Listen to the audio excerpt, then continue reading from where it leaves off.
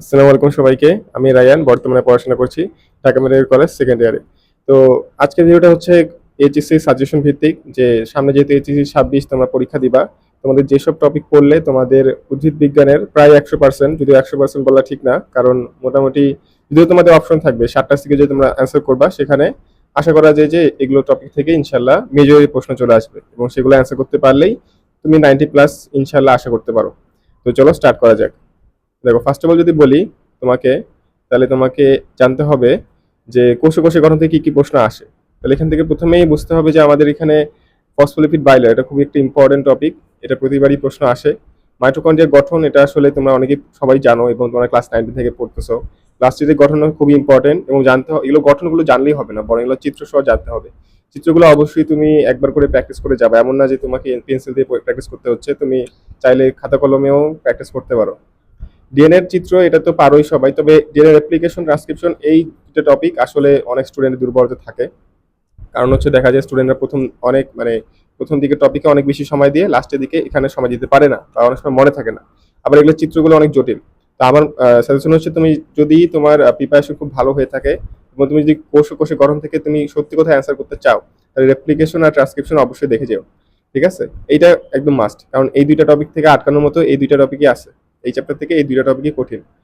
তারপরে যদি এখানে আমরা কোষ বিভাজনে আসি, তাহলে এখানে আমরা দেখতে পারবো যে মাইটোসিসের চিত্র ও গুরুত্ব, এটা আসলে আমরা সবাই পারি, তবে মিওসিসের সবগুলো আমরা পারি না। যেমন লেপটোটিন, জাইগোটিন, প্যাকাইটিন, এগুলো আমাদের জন্য একটু কঠিন হয়ে যায়। তো এই জন্য আমরা কি করতে পারি, এগুলো এগুলো মিওসিসের সবগুলো আমাদের দশা লাগে না, এমসিকিউর জন্য সব করতে পারো, বাট দশা সবগুলো লাগে না। এই জন্য আমরা জাস্ট লেপটোটিন, প্যাকাইটিন, বিশেষ করে প্যাকাইটিনটাতে আমি স্টার দিচ্ছি, কেন এটা বেশি ইম্পর্টেন্ট। এছাড়াও ক্রসিং ওভার, যেটা আমাদের প্যাকাইটিন দশাতেই হয়, এটা আলাদাভাবে আসে। ঠিক আছে, ক্রসিং ওভারের গুরুত্বটাও আসে, এটা আমরা দেখে রাখবো।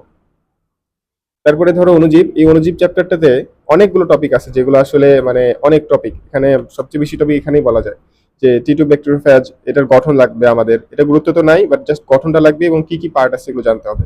লাইটিক চক্র, এটা চিত্র অবশ্যই লাগবে, এবং এখানে অনেক সময় দেখা যায় চিত্র যেহেতু অনেক বড়, তোমার রিটেন লেখার সময় অনেক বেশি লিখতে পারো না, সময় থাকে না। তো আমার সাজেশন হচ্ছে যে তুমি অবশ্যই জাস্ট চিত্র রেখে দিবা এবং পাশে কিছু কিছু কথা লিখে দিবা। মানে পাশেই জাস্ট তুমি যতটুকু মনে হচ্ছে, মানে যেগুলো চিত্রে দেখা যাচ্ছে না সেগুলো লিখে দিবা, তাহলে তোমার পুরো অ্যান্সারটা কমপ্লিট হয়ে যাবে। ডিএনএ ভাইরাস নিচের কোনটি এবং কোনটি আরএনএ ভাইরাস, এটা একটু ভালো ইম্পর্টেন্ট টপিক আছে, যে তোমাদের নিচে কোনটি ডিএনএ ভাইরাস, নিচে কোনটি আরএনএ ভাইরাস, এটা কিন্তু খুব ইম্পর্টেন্ট। আদর্শ ব্যাকটেরিয়ামের গঠন, এটাও ইম্পর্টেন্ট আছে। দ্বিবিভাজন, ব্যাকটেরিয়ার যে দ্বিবিভাজন আছে সেটাও ইম্পর্টেন্ট, এবং সবকিছু চিত্র সহ লাগবে। আদর্শ ব্যাকটেরিয়ার গঠন, চিত্র, এটা সবই চিত্র সহ আমাদেরকে পড়তে হবে। দ্বিবিভাজন সেম ভাবে আমাদের চিত্র পড়তে হবে, এবং কিছু কথা যদি আমার চিত্রের সাথে মনে করো সময় নাই, তাহলে আমরা চিত্রের পাশেই লিখে দিব, যাতে আমাদের অ্যান্সারটা হয়ে যায়। আচ্ছা, এরপরে আমাদের এটা খুবই অনুজীব চ্যাপ্টারটা, এটা আসলে ভালোই বড়, কারণ আমাদের এই জন্য আমি দেখা যাচ্ছে দুইটা স্লাইড নিতে হচ্ছে। হেপাটিক সাইজোগনি, এটা ইম্পর্টেন্ট আছে। এরিথ্রোসাইটিক সাইজোগনি, মশকের দেহে প্লাজমোডিয়ামের জীবনচক্র, এটা ইম্পর্টেন্ট আছে। এগুলো পড়তে হবে। এমন কথা হচ্ছে যে এখানে হেপাটিক সাইজোগনিটাই আমি দেখছি বেশি আসছে, এরিথ্রোসাইটিকটা একটু কম আসছে, তবে হেপাটিকটা সবচেয়ে বেশি আসছে। ঠিক আছে, তো যদি তোমার যদি মনে হয় যে ভাইয়া তিনটা আসলে কঠিন হয়ে যাচ্ছে, তুমি একটা বই যেতে পারো। এখন এটা হচ্ছে তোমার নিজের উপরে, যে তুমি যদি প্রিপারেশন কম খারাপ মানে খারাপ হয়ে থাকে, তাহলে তুমি অবশ্যই হেপাটিকটা নিতে পারো। আর নিচে যদি মনে হয় যে না, আমি আরো প্রিপারেশন ভালো আছে, তাহলে সবগুলো অবশ্যই চিত্র সহ দেখে যাবা। এবং হচ্ছে আমাদের যে জীবনচক্র আছে, মানে মশকের দেহে যে তোমাদের 2n থেকে হ্যাপ্লয়েড থেকে ডিপ্লয়েড যে যে যৌনক্রমটা আছে, সেটা অবশ্যই দেখে যাও। এখানে যৌনক্রমটা অ্যাড করা নাই, বাট যৌনক্রমটা ইম্পর্টেন্ট আছে। আচ্ছা, এখন এইচএসসি সাজেশন অনুযায়ী আমরা শৈবাল ছত্রাক দেখতেছি। এখানে আসলে বেশি কিছু বলার নাই, কেন, কারণ হলো এখান থেকে এমসিকিউ বেশি আসে। মানে এমসিকিউ বেশি আসে বলতে এখানে সিকিউ আসে না। সেই এখান থেকে এমসিকিউ আসলে ওই দুইটা একটা এমসিকিউ আসতে পারে। তবে এগুলো যেহেতু আমাদের প্রিভিয়াস এর শর্ট সিলেবাসে ছিল না, তাই এখান থেকে প্রশ্ন আসার চান্স খুবই কম। কেন, কারণ এর বাদে অনেক চ্যাপ্টার আছে যেখান থেকে প্রশ্ন করতে পারে। তো এই জায়গা থেকে আসলে খুব বেশি এফোর্ট দিয়ে লাভ নাই, আমি বলবো জাস্ট এমসিকিউ পড়ে যাও, তাহলেই না। আচ্ছা, এখন কথা হচ্ছে বায়োফেরা টেরিডোফাইটা, এটাও খুবই ইম্পর্টেন্ট।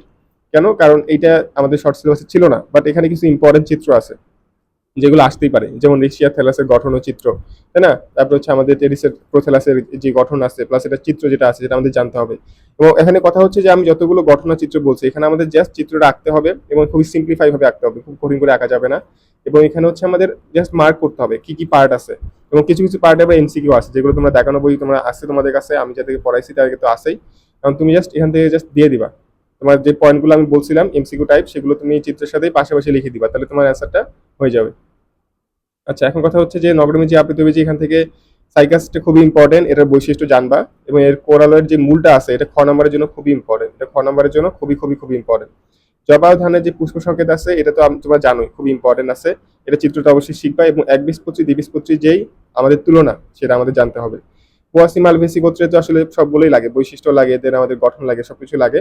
আমরা যে জানবো যে পোয়াসি মালভেসি এই দুইটা গোত্রের কি কি বৈশিষ্ট্য আছে, এর উদাহরণগুলো খুবই ইম্পর্টেন্ট, এমসিকিউ এর জন্য আমাদের উদাহরণগুলো পড়তেই হবে, ঠিক আছে, এমসিকিউ এর জন্য উদাহরণগুলো অবশ্যই ইম্পর্টেন্ট। আচ্ছা, তারপর যদি আসি যে টিস্যু যন্ত্র, এখন এখান থেকে আসলে বিষয়টা হচ্ছে যে এই জায়গা থেকে সবচেয়ে বেশি প্রশ্ন আসে। আমাদের শর্ট সিলেবাস যখন ছিল তখন আমাদের এখান থেকে সবচেয়ে বেশি প্রশ্ন আসতো, কেন? কারণ এটা খুবই সহজ, এখান থেকে স্টুডেন্টরা অ্যান্সার করতে চায়। যেমন ভাজক টিস্যুর বৈশিষ্ট্য এবং চিত্র। চিত্র মানে কি, ওই যে হেক্সাগোনাল করে অনেকগুলো চিত্র দেওয়া ছিল, তাই না? আমরা সেরকম করে চিত্রগুলো এঁকে দিব।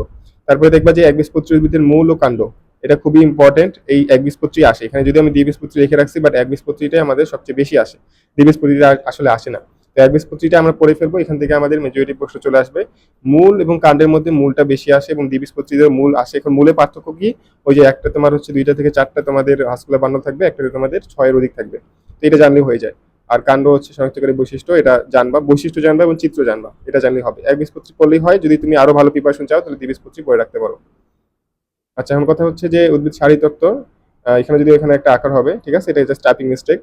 এখন এখানে আমাদের পত্ররন্ধ্রের গঠন ও চিত্র এটা জানতে হবে অবশ্যই, খুবই ইম্পর্টেন্ট এটা, কেন? কারণ খ নাম্বারে চলে আসতে পারে, এখানে কিন্তু খ নাম্বার গ নাম্বার সবকিছু একসাথে মিক্স করে দেওয়া আছে।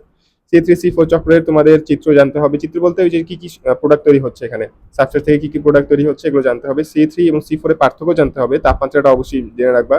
গ্লাইকোলাইসিস, এটা সবকিছু আমাদের প্রসেসটা লাগবে এবং এখান থেকে কয়টা এটিপি তৈরি হচ্ছে এটা আমাদের লাগবে, তাহলে এটিপি কয়টা তৈরি হচ্ছে এটা আমাদের অবশ্যই লাগবে।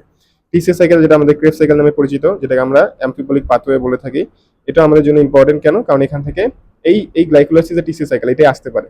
ইলেকট্রন ট্রান্সপোর্ট চেইন কখনো আসে না, আমার ইলেকট্রন ট্রান্সপোর্ট চেইন কখনোই আসে নাই, এবং বোর্ড পরীক্ষা যদি চলেও আসে বাই চান্স, এবং আসার কোনো চান্স নেই, আসলেই চান্স নেই, কারণ এটা খুবই জটিল একটা টপিক।